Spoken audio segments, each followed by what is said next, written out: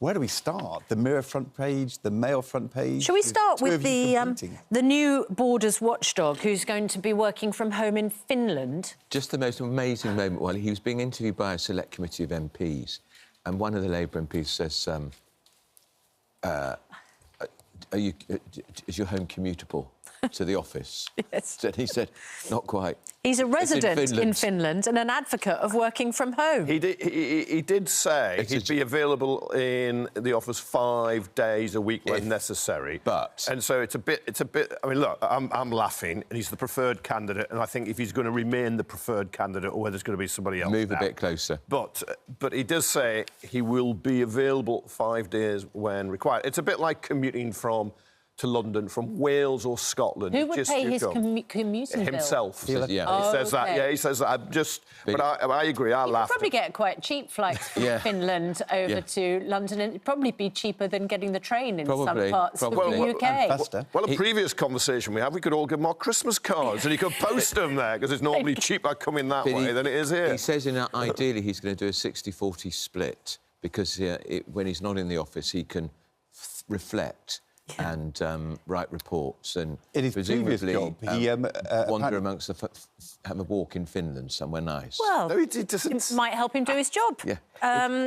Yes, he pictures a 60-40 split between being available for visible appointments and then dedicated time wherever for quiet reflection. So that doesn't mean working from home 2 days and then work 3 days. It means you have like a public-facing role 3 days. But anyway, I suspect this is... the border control bloke, this is a big job. It's a very important part for the government that they get a grip of our borders. I think it's going to be difficult to get a grip of the borders sat at home in Finland behind yet another border. I mean, look, if it was northern France, it might be a bit more appropriate. You could say so. The trouble is, we don't have, our border with Finland, doesn't exist. It's ridiculous. It's ridiculous. But there's an air border, of course, when he lands at Heathrow, Gatwick, wherever, isn't there? But anyway, you can test it every time he comes in and out. Yeah. So he was asked, you'd be expecting to inspect the UK borders and immigration without being resident in the UK? And he replied, no, I work in the UK and I would be in the UK. Well, Are you resident in the UK, he's asked. No, I'm resident in Finland. Apparently, in his previous job, the Immigration Services Commissioner, he closed the office and adopted a fully remote model. Right, so he worked in Finland full-time. How well did that job go? Well, apparently, it was win-win-win. Was it now? According to the Daily Mail. An effective reformer. The Daily Mail reports him saying it was win-win. Yes, quite. He thinks so. I've yet to meet a boss who's done something who says, oh, we got that totally wrong. They always say win-win-win. I think after this, I think if he's the preferred candidate, quite soon they'll find somebody even more preferred. He started his career in the Navy. Right. Before being a civil servant. So, he's used to long journeys overseas. And you can't question his patriotism. Sorry. There we are. Good point. Let's talk about this story on the front of the Daily Telegraph this morning. Palestinian migrants have been granted the right to live in the UK after applying through a scheme meant for Ukrainian refugees. The Home Office warned this could open the floodgates for others coming from Gaza. Yeah, the scheme, that Ukraine scheme, is now shut, and they applied a month before. This is one family, but a judge has ruled they could apply under it. Now, I've got great sympathy for the people in Gaza. We see the pictures, the utter devastation. The country's being completely trashed. You've also got President Trump saying that they should move out of Gaza. 2,000 of them. Well, he wants to create 2 million. 2 million. 2 million extra. Sorry, yes. The anti-migrant president who actually comes family from Scotland and Germany himself, and so he's a migrant family in the States. But anyway, he's anti-migrant. He wants to create another 2 million migrants. I think this is a case, and I have huge sympathy. I would back a scheme for people from Gaza where they're severely injured and they have people in Britain. But I just wonder whether a judge here has overstepped the mark and the last government didn't draw the terms of the Ukraine scheme tight enough if this has occurred. So to let viewers in on the details, a family of 6 fleeing Gaza have been allowed to join their brother who is in Britain. This was an immigration judge, and the Home Office had rejected their application, but that breached their human rights. And the decision to accept their case came despite warnings by lawyers for the Home Office that it could open the floodgates to the admission of all of those in conflict zones who have family here in the UK. And Chris Philp, who's the Shadow Home Secretary, said the case showed changes to human rights laws were needed so that Parliament could decide who should settle in the UK and not immigration judges. I mean, you would think the word Ukraine is important in this. You know, the Ukraine scheme. But if they were Ukrainian, living in Gaza, you could imagine... Yeah. But, I mean, it's hard to see how a Ukraine scheme can apply to people coming from a long way away from Ukraine. Yeah, look, there's also a scheme for Hong Kong Chinese. There was one for people in Afghanistan. They're all country-specific. But the judges has taken that decision where you look at Gaza and you say there is an overwhelming threat to them, so that overrides what Parliament decided here. You sometimes get it in... Juries take this position on cases where women have trashed military planes that were being used to bomb people in the Yemen or made by British aerospace. Right. Or you get it in eco cases where protesters in the City of London have gone and put paint or smashed windows, and a jury will find they're not guilty of criminal damage because they had an overwhelming... You know, there's a bigger crime being committed in terms of climate change. People are going to die. But I think the judges... Even I think the judges overstepped the mark. And people have opened the floodgates, my God. But the scheme's shut. The scheme is shut now, so... If any future Gazans apply, I would think they'd find it was shut. Why is it a breach of their human rights? Because their circumstances and their situation was so compelling and compassionate that their application should be granted outside its rules. So you can imagine there were anywhere in the world that could apply. Quite. Well, I would have thought if you, for instance, Sudan, there's a terrible human crisis there, or parts of Africa, the Congo. Goodness me. Maybe we should move from Finland and Gaza to fly tipping in the UK. We have Baroness Vasi coming on. She's leading a new crackdown. I actually was reading the statistics, which we were... you know, last year, there were 42,000 fly tipping incidents where it was a lorry load, not a van or a car or something thrown out the window. I mean, overall, last year, there were 1 million fly tipping incidents. 42,000 of them were the equivalent of tipping a whole lorry illegally. I mean, it's amazing, isn't it? Yeah. It's revolt. It's antisocial, and it's. Well, you should look at that. I mean, look at that. Those images are really shocking. So Baroness Vasi, who used to be chair of the Conservative Party, says that normally she doesn't want legislation. She says naturally, as a politician, she thinks she wants to influence behaviour. But the time has come to actually crack down. And part of the problem is not enough local authorities prosecute, presumably because they lack the resources in order to take these people to court. So one of the things she suggests is that you have...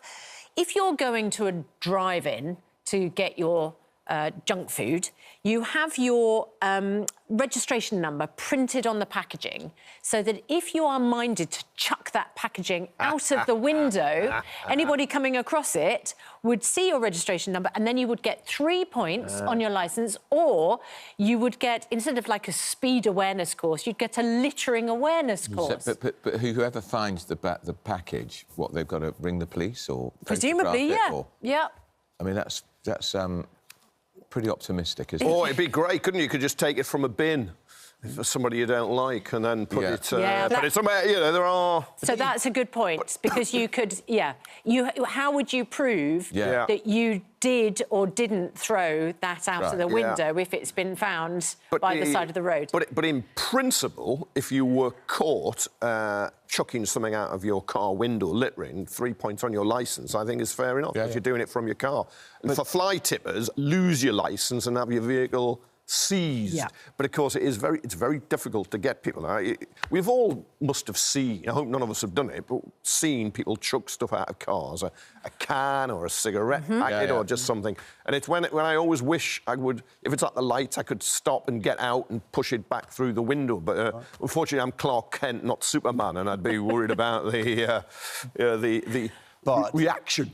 But if Clark Kent had a dash cam, Yeah, which a lot of cars do now. A lot of cars have now. You know, it's one thing to ring up and say, I saw this happen. But if you've got dash cam footage of somebody doing some fly tipping, there must be a way in which you can simply provide the footage to the police or the local authority. And, you know, without you needing to be the whistleblower in public. Yeah, and I'm working this through. Yeah. If car's registered as you and you don't say who threw it out, you take the penalty. But are they going to take it up?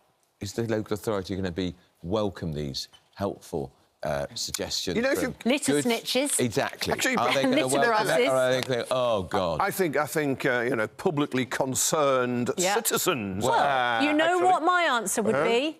There should be more bins. Couldn't right? Be more. Thank you. And less litter.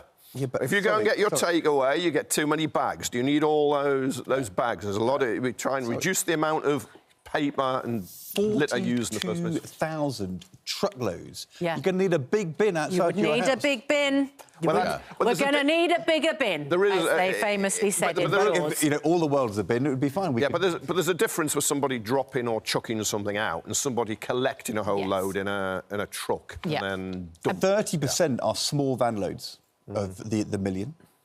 Car boot or less is 27%.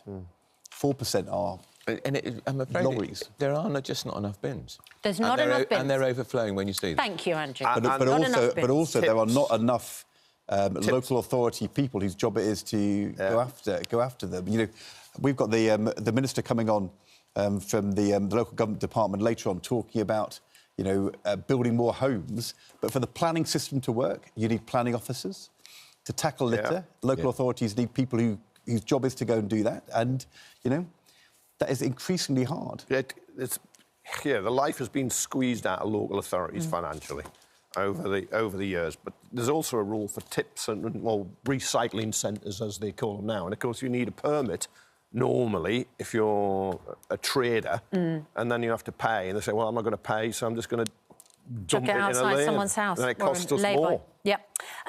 Right. What do you think, Andrew, of this? A dozen Labour MPs are demanding a 4-day working week for the entire country as part of the government's overhaul of workers' rights. The backbenchers are supporting this amendment to the Employment Rights Bill, which is being spearheaded by Angela Rayner, and it would mean a 4-day week across the economy. Well, hurrah for a 4-day week? No, we've already got one of the worst productivity rates in the whole of Europe. What will this do? Make it even worse? What if you were more productive during your 4 days? I doubt it. You could have longer shifts. It could work. It depends how many people are in your business or your organisation. They're actually asking for a 4-day, 32-hour. Yeah. It's fewer hours. 32 hours. Yeah, There's no way you're going to work that, are you? You're not going to increase your hours and do that.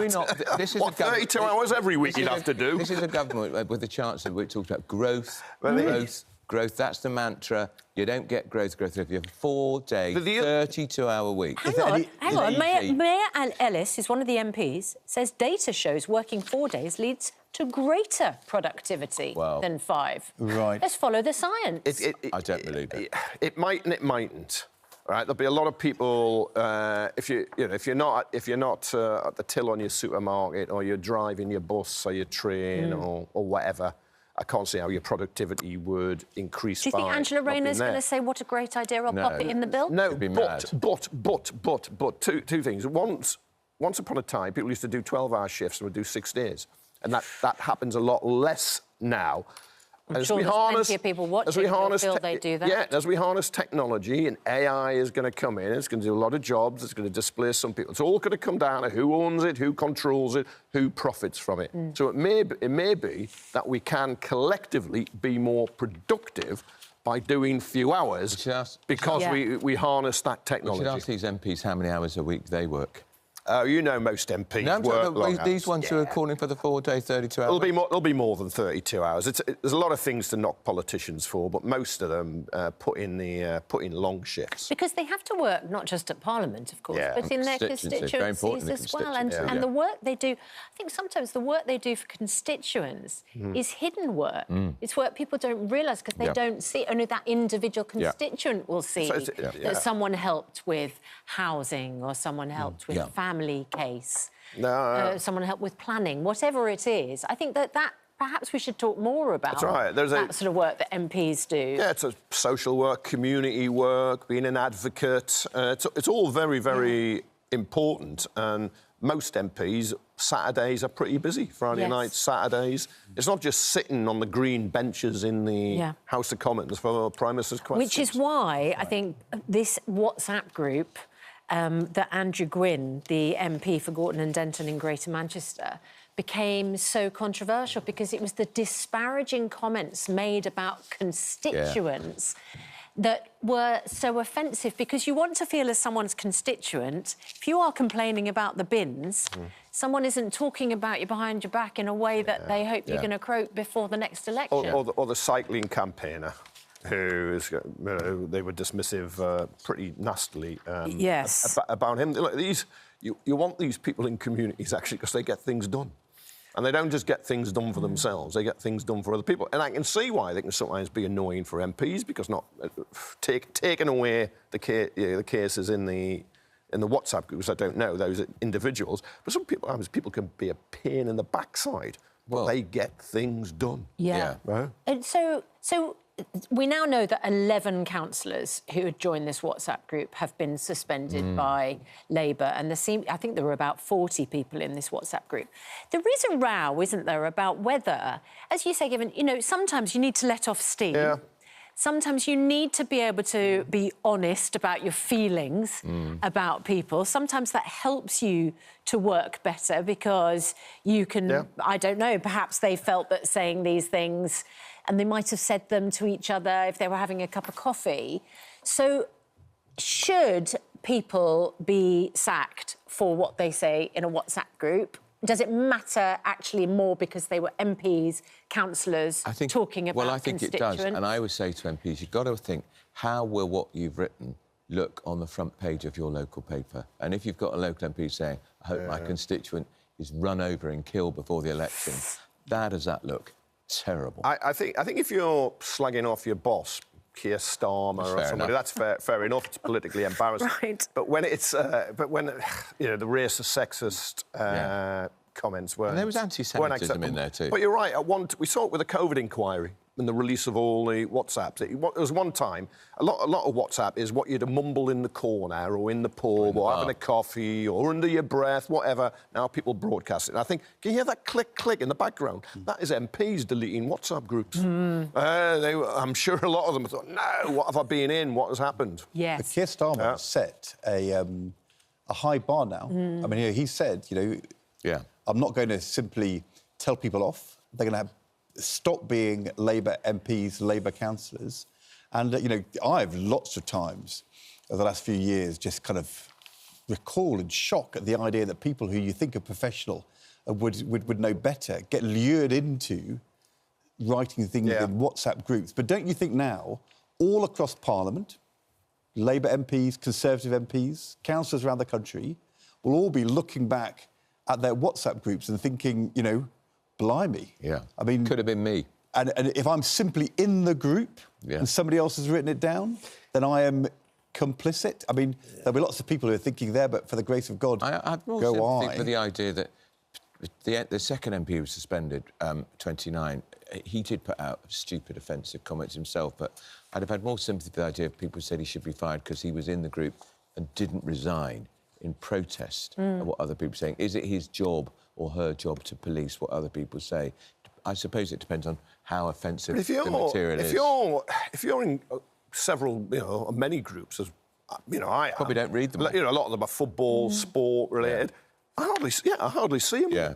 Because you can't, he'll just come up and then 20, in a book club, there'll be 20 people have had chats, and I'll just flick. I won't read them. I can't. But it goes back to our littering conversation, which we just had a moment ago. If you're in a WhatsApp group and somebody posts a video or a picture or says something which you think, oh, gosh, I mean, it's not sure I'd have done that, do you decide in the WhatsApp group to call it out? Do you contact them? I mean, in the same way as we're saying people who see fly tipping should take action, or do you think, well, I wouldn't have done that? I'd get out the group. I've done both.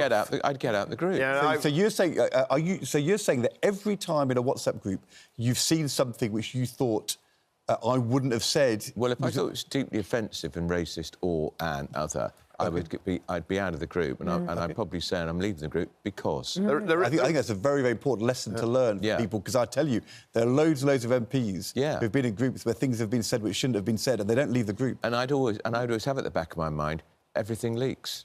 Yeah, well, but that's because you're a different generation. Yeah. That's how we were brought up politically, which is if it's written down and could splash the sun, you know, that is a problem. Where these people in these WhatsApp groups write things down which you think, what are you doing? I know. Look, there's a lot of casual sexism, actually, around, and sometimes you pick it up and sometimes you don't. I'll admit, in groups I've been, and I think, you know, the person, they're just making sometimes a bad joke. You may say it reveals something deeper. You know, happy to... Posting dodgy videos. But I don't normally look at videos when they're on. I know, but if you're in the group... No, I see. But I think that's right. When you deal with it, I think it's very different if you're the poster. I agree. And somebody else's... But I think that is it. It's great. Yeah, it's great being a technical Luddite, because I wouldn't know how to post a video. Good. The Luddites weren't all bad. They only smashed in the 19th century the machines of the really bad owners. I think the Luddites get a bad rap, actually. OK, right, let's look at the front of the Daily Mirror this morning, Kevin. And this is going to resonate with so many people. Almost a quarter of children of 5 years old have had tooth decay. There is a deepening oral health hygiene crisis.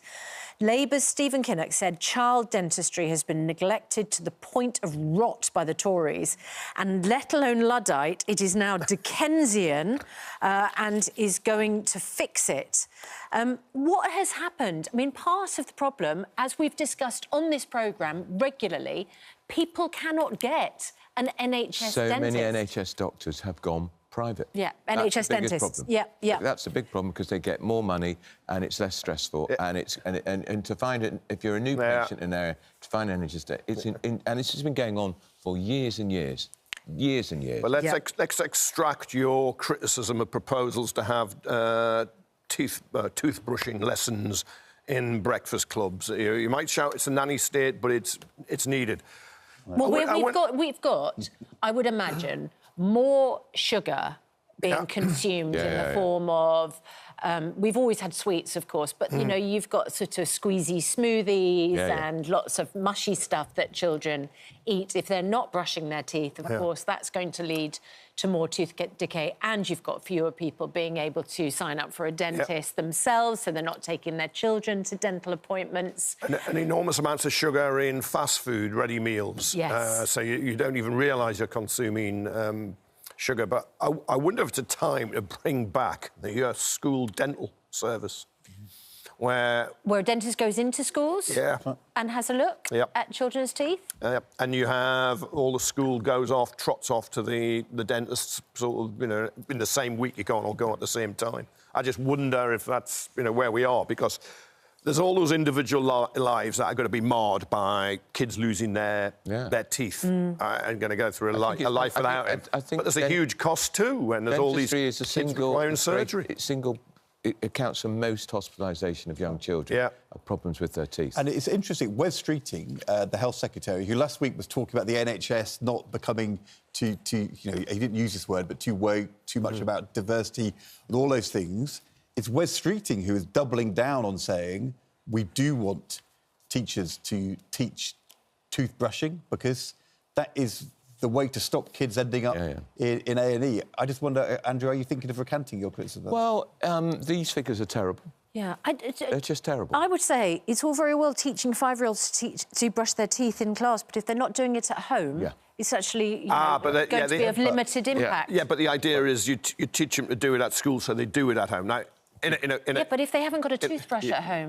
Well, are you brushing your teeth before you go to bed? That's really important. So but you don't want the state in everybody's bedroom doing that check. And, of course, you want to engage parents, but the biggest influence on parents and what they think is right and wrong is actually what their kids will be saying. So if the kids are saying, we've got to brush our teeth, don't turn off the tap, leave the tap running when you're brushing your teeth, all those things which kids hear, they say it at home. All right, first of all, we've got to consume less sugar. Do that, but then get people to brush their teeth and get them to brush it. Learn a good habit. And I know so much is thrown on schools and teachers, and it's every time there's a problem, get teachers to do it. But breakfast clubs are slightly separate in England, Scotland, Wales. I don't know what happens in Northern Ireland. There's going to be healthy food in those breakfast clubs. You would hope so. And that's the government is providing the food in the breakfast clubs. Perhaps they could provide a toothbrush in the breakfast club. I am totally for teachers talking about teeth brushing. I think it's really important, and I think it has a big, big impact. And I remember the time of the smoking ban, the biggest influence on parents not smoking in the home is their kids saying, you shouldn't smoke at home, Mum. Yeah. You shouldn't smoke at home, Dad, because that's what they've been talking about in school. The kids' ability to influence behaviour at home is actually big. No, we learn from them. But they could introduce it as part of the breakfast club. I'm not sure that children being told something at school has as big an impact on parents as parents doing things with children at home has an impact on those children. Look, I agree with you, but what we're talking about here is the parents who are not telling their children to do the right things, and how do you influence them? Now, you know, it might be that they get a letter from the GP or they see something on television, but actually their kid's saying, Mum, I need to brush my teeth. Yeah. I need to. That is the thing which, well, OK, let's do it. So actually, for the recalcitrant parent, who influences them most? Themselves. Well, I think the kids have a big impact. Right. Why at the end of a breakfast club couldn't everyone brush their teeth? Well, that's what I'm saying. There's a cost and an organisation, I know, because you want to make sure they all use their own. They should get a toothpaste company to sponsor it. You know who will get in touch with us and let us know? Parents and teachers. Yeah. So do get in touch with your views on that. Who has the biggest impact on children's teeth?